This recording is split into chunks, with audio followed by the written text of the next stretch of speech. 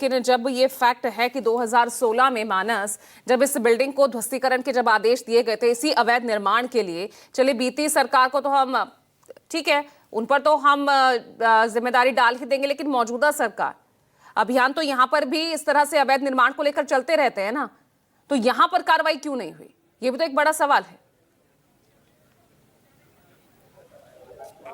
जी बिल्कुल, निश्चित तौर पर देखिए, लखनऊ के इतिहास में जो बड़े अग्निकांड हुए जिसमें एक होटल चारबाग पे था, उसमें बहुत बड़ा अग्निकांड हुआ था जिसमें करीब करीब 1.5 दर्जन से ज़्यादा लोगों की उसमें मौत हुई थी। आपको याद होगा अभी कुछ ही वर्ष हुए लखनऊ में लेवाना होटल में एक अग्निकांड हुआ था जिसमें 4 लोगों की या 5 लोगों की मौत हुई थी, लेकिन इत्तेफाक से बहुत सारे लोग बच गए थे। उस वक्त भी ये सवाल उठा था। और अब जबकि इस बिल्डिंग में जहां हम मौजूद हैं, जहां आप देख रही हैं, जहां पर ये अग्निकांड हुआ जिसमें 15 मौतें हुई, तो अब इसके पीछे जिम्मेदारी किसकी तय होगी? ये ठीक बात है, एसआईटी का गठन किया गया, ये भी बहुत ठीक है कि तमाम लोगों के खिलाफ कार्रवाई कर दी गई, लेकिन अब पहले आप इस जहां पर हम मौजूद हैं इसको आप तस्वीर देखिए। अगर आप हमारे बाईं तरफ से देखना शुरू करेंगे तो आपको जितना भी ये है, ये एक कॉलोनी है, ये एक आवासीय इलाका है, रेजिडेंशियल एरिया है। यहाँ पर कैसे कॉमर्शियल एक्टिविटीज हो रही हैं और किसने इसको अप्रूव किया? आप ये देखिए ना, ये दो अगर आप बिल्डिंग देखेंगे तो यहाँ पर ये कॉमर्शियल कॉम्प्लेक्स उसको बनाया गया, लेकिन आप इसके बाद देखिए, आपको तस्वीर दिखा रहा हूँ मैं। ये देखिए, ये एक रिहायशी इलाका है, मकान है, मकान संख्या देखिए सामने लिखी हुई है, ये दूसरा मकान है और ये पूरी एक कॉलोनी है। तो एक मानक होता है कि जहाँ पर आवासीय जो इलाका होता है वहाँ पर आप कॉमर्शियल एक्टिविटीज़ नहीं कर सकते, उसके अपने एक मानक हैं।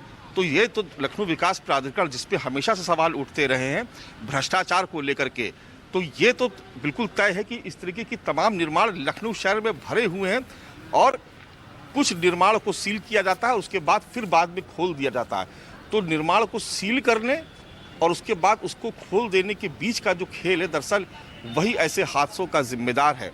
कैसे यहाँ पर फायर की एनओसी मिल गई? जब आप कोई कॉमर्शियल कोई बिल्डिंग बनाते हैं तो उसके तमाम सारे मानक तय किए जाते हैं कि आपको उसमें किस तरीके से उसको निर्माण करना है, उसमें कैसे जो सुरक्षा के मानक है उनको कैसे पूरा करना है।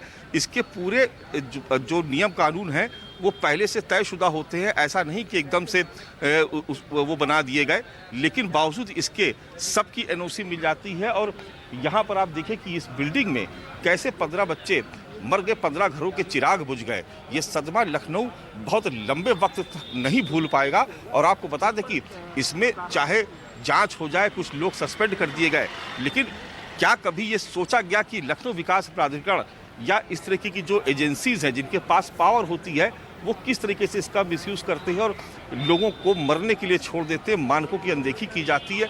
सुविधा के अनुसार पहले आदेश दिया जाता है कि किसी बिल्डिंग को सील करने का, उसके बाद उसी सुविधा के अनुसार बाद में उसको खोलने का आदेश दे दिया जाता है। तो ये एक बहुत गंभीर विषय है, ये सीधे सीधे भ्रष्टाचार से जुड़ा हुआ मामला है। और ये आज से नहीं, और हम ये नहीं कह रहे कि ये अब से हो रहा है, ये हमेशा से होता चला आ रहा है। सरकारें आती है जाती है, अफसर आते हैं जाते हैं, लेकिन कभी बदलाव देखने को नहीं मिला। लखनऊ विकास प्राधिकरण की जो कार्यशैली है या जो फायर डिपार्टमेंट है उसकी कार्यशैली है, उसमें कोई बदलाव देखने को नहीं मिला। और यही वजह है कि जब हादसे होते हैं तो हम लोग चर्चा करते हैं, फिर जो सरकार होती है उस वक्त की वो कोई जांच कमेटी बना देती है, फिर कुछ लोगों की गिरफ्तारी हो जाती है, कुछ दिनों बाद लोग भूल जाते हैं। तब तक भूल जाते हैं जब तक कोई दूसरा नया हादसा ना हो जाए। मैंने तो जिक्र किया कि लखनऊ के इतिहास में आग बहुत लगती है, कभी कभी होता है कि एक आध लोगों की कैजुअलिटी भी होती है, लेकिन जो लखनऊ के इतिहास में जो बड़े हादसे हुए उसमें चारबाग का जो होटल में जो एक होटल में आग लगी थी वो हादसा लोग नहीं भूल पाए। उसमें 1.5 दर्जन से ज़्यादा लोगों की मौत हुई थी, उस वक्त भी सवाल उठे थे। उसके बाद लखनऊ का लेवाना होटल का जो अग्निकांड था, बाद में उस होटल को सील कर दिया गया, वो अभी भी सील है। लेकिन आप सोचिए कि जो मानक थे उसको नज़रअंदाज किस तरीके से करके एक इतना बड़ा ग्रुप जिसने होटल खड़ा कर दिया, लखनऊ में इसके और भी होटल थे, और वहाँ पर आग लगने से 4 लोगों की मौत हो जाती है। उसमें एक शादी का मुझे याद है आज भी, उसमें एक नवविवाहित जोड़ा था जिसकी शादी होने जा रही थी और वो उस दिन उनकी शायद इंगेजमेंट थी और वहाँ पर सेलिब्रेट करने पूरा परिवार आया था। 2 लोग उसमें जो पति पत्नी दोनों की वहाँ उसमें मृत्यु हो गई थी।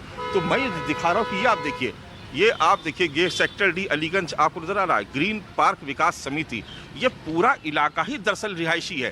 तो यहाँ पर कैसे अनुमति दे दी गई कि आप कोई एक कॉमर्शियल पर्पस के लिए आप बिल्डिंग बना दें, और बिल्डिंग आपने बना के खड़ी कर दी, मान लीजिए बिल्डिंग बन भी गई, तो क्या कभी किसी ने देखने की कोशिश की? एक खबर जो आ रही है वो ये आ रही है कि लखनऊ के लोग बहुत आक्रोशित हैं, खास तौर से अधिवक्ता समाज बहुत आक्रोशित है।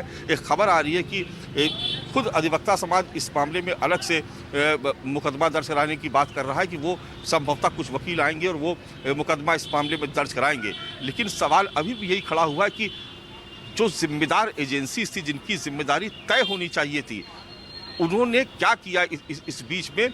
और अभी लखनऊ में खाली ये एक ऐसी बिल्डिंग नहीं है, आप लखनऊ के किसी भी रिहायशी इलाके में चले जाइए, चाहे वो गोमती नगर की कॉलोनी हो, चाहे वो इंदिरा नगर की कॉलोनी हो, चाहे जहां हम खड़ी अलीगंज की कॉलोनी हो, राजाजीपुरम की कॉलोनी हो, जितनी भी आवासीय कॉलोनियां जिनको आवास विकास ने या फिर लखनऊ विकास प्राधिकरण ने डेवलप किया, उन सभी कॉलोनीज का ये हाल है कि 4 मकानों के बीच में एक इमारत खड़ी हो जाती है जो कॉमर्शियल। ये तमाम कार्रवाइयां, सवाल तो यही है ना, ये तमाम कार्रवाइयां कागजों पर तो उतरती दिखती हैं, लेकिन जमीन पर कब होगी और कब ये सिस्टम सुधरेगा?